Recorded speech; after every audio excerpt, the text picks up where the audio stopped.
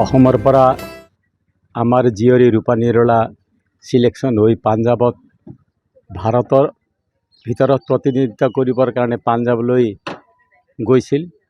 তাত যিহেতু তাইৰ ঈশ্বৰৰ আশীৰ্বাদ, ৰাইজৰ আশীৰ্বাদ যে তাই গোল্ড মেডেল লাভ কৰি আহিল।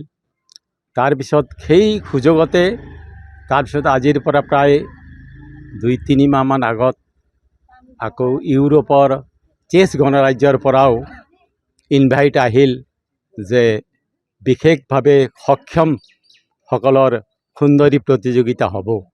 গতিকে তাত অংশগ্ৰহণ কৰিবৰ কাৰণে ইনভাইট আহিল হয়, কিন্তু আৰ্থিকভাৱে যথেষ্ট সুচল নহয়।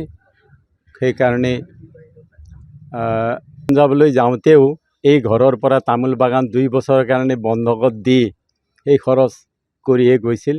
এইবুলিতো এৰি সক্ষম নহয়। কেইবা লাখ টকাৰ প্ৰয়োজন হোৱাত আমি বিভিন্ন দল সংগঠনৰ লগতো হাত পাতিলোঁ। কিছু সকাহ নোপোৱা নহয়, কিন্তু যথেষ্ট ছাফিচিয়েণ্ট নহয় সেইখিনি দি। গতিকে আমাৰ BPF চৰকাৰৰ ওচৰত আমি আবেদন জনাইছিলোঁ।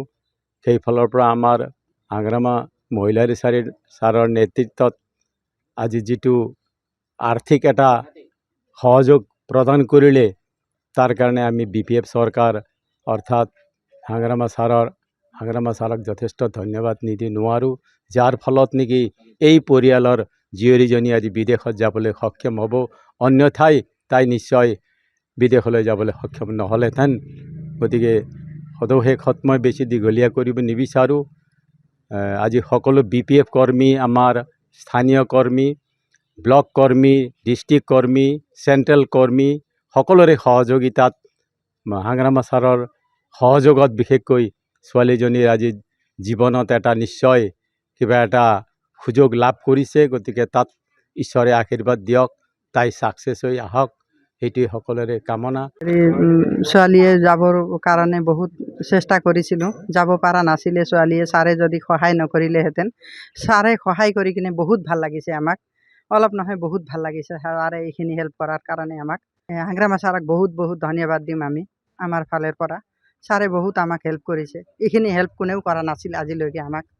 ছাৰে বহুত হেল্প কৰিছে। মোৰ ছোৱালী ইউৰোপত যাব, ছোৱালীজনী ইউৰোপ যাব, মিছ ডিপ ইণ্ডিয়া। সেইকাৰণে যাব ওলাইছে। বহুত ভাল লাগিছে আপোনালোকে আহিছে, চবেই সহায় কৰিছে আপোনালোকে। ভাল লাগিছে আমাক।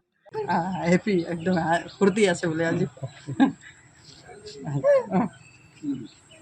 ভগৱানক পূজা ফাৰ্ষ্ট হৈ আহি বোলে ভগৱানক পূজা কৰি আছে বোলে। সদায় 4টাত গা ধুই বোলে ৰাতিপুৱা উঠি। চবক বোলে থেংক ইউ কৰি আছে।